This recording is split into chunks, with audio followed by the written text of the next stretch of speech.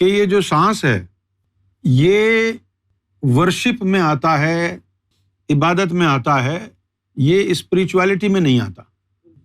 کیوں نہیں آتا؟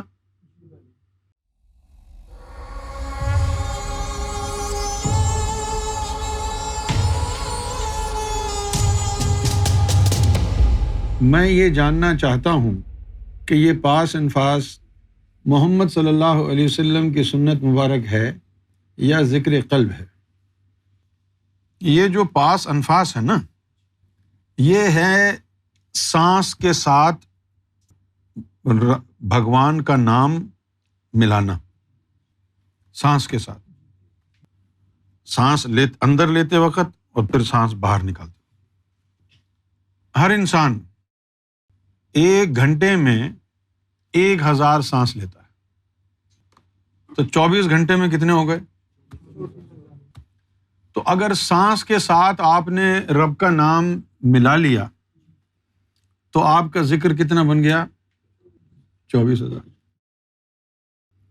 اور یہ جو ذکر قلبی ہے، یہ جو دل ہے آپ کا، یہ 1 گھنٹے میں 3600 سے لے کے 6000 تک دھڑکتا ہے، اور 24 گھنٹے میں 1.25 لاکھ سے آگے بڑھ جاتا ہے۔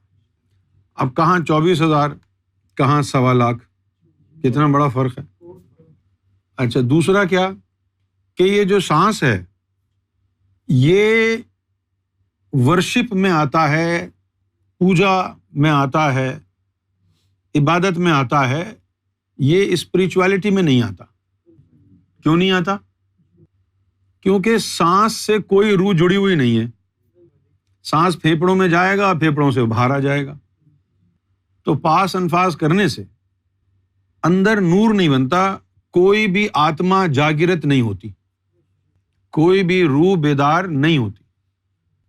ہاں، اتنا ضرور ہے کہ بہت سارے صوفی آرڈر ایسے ہوئے ہیں کہ جنہوں نے ڈائریکٹ ذکر قلبی کی شکشا نہیں دی، اپنے چیلوں کو، اپنے مریدوں کو پہلے پاس انفاس میں لگایا، یہاں سے انہوں نے شروعات کی، ڈائریکٹ ذکر قلبی کی طرف نہیں گئے،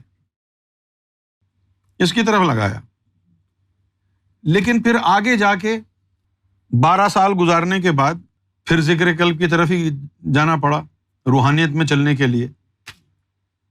اب رب نے جس کو جتنی تعلیم اور جتنی اتھارٹی دی ہے وہ اس کے حساب سے آگے اپنے چیلوں کو، مریدوں کو شکشا دیتا ہے۔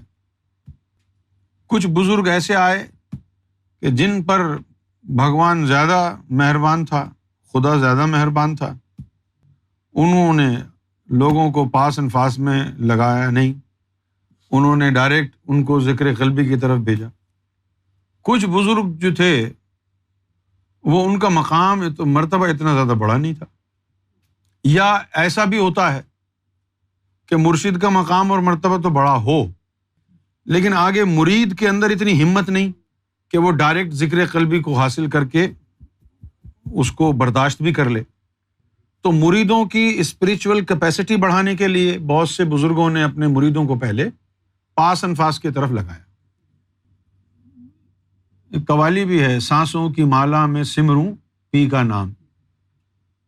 لیکن اب جب سانس کے ساتھ ذکر مل جائے گا، دیکھو جب آپ کوئی ایکسرشن کرتے ہیں، کوئی فزیکل ایکٹیویٹی کرتے ہیں تو آپ سانس زیادہ لیتے ہیں۔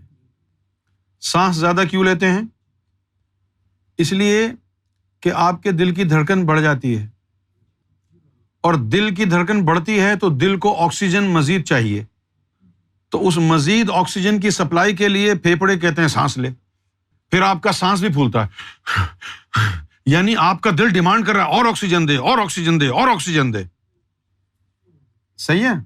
اچھا، اب آپ نے نارمل زندگی گزار رہے ہیں تو دوڑیں گے، بھاگیں گے تو سانس آپ کا گھنٹے میں 1000 آئے گا، لیکن آرام سے بیٹھے ہوئے ہیں تو آپ کانپ نہیں رہے نا، تو اب تو ہر گھنٹے میں 1000 سانس نہیں آئے گا۔ پھر جب آپ سو جائیں گے اس وقت سانس کی کیا ضرورت ہے زیادہ آپ کو؟ تو ٹیکنیکلی کہا گیا ہے کہ 24 گھنٹے میں 24,000 سانس آ سکتے ہیں میکسیمم، لیکن سانس 1000 تب آتا ہے جب آپ ہانپ رہے ہوں، کانپ رہے ہوں، دوڑ رہے ہوں، بھاگ رہے ہوں. تو اکثر لوگوں کا 14,000 15,000 یہ ذکر ہوتا ہے، لیکن اس سے نور نہیں بنتا. نور بنانے کی جو فیکٹری ہے وہ انسان کا دل ہے.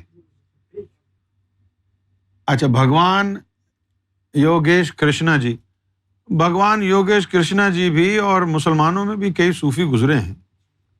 انہوں نے لوگوں کو پاس انفاس سے شروع کرایا، لیکن آگے جا کے پھر ترقی بھی کی ہے نا، ذکر قلبی کی طرف گئے ہیں.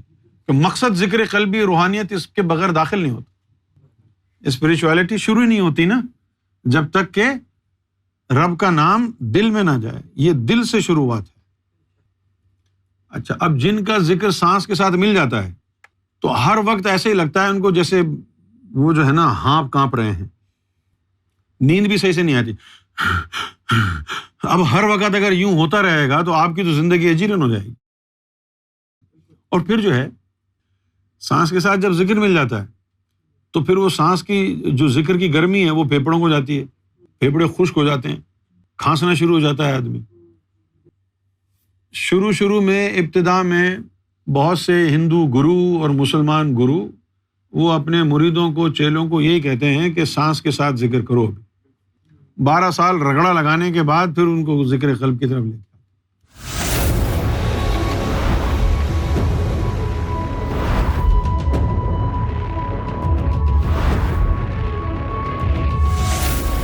Amra TV, the place to connect with God.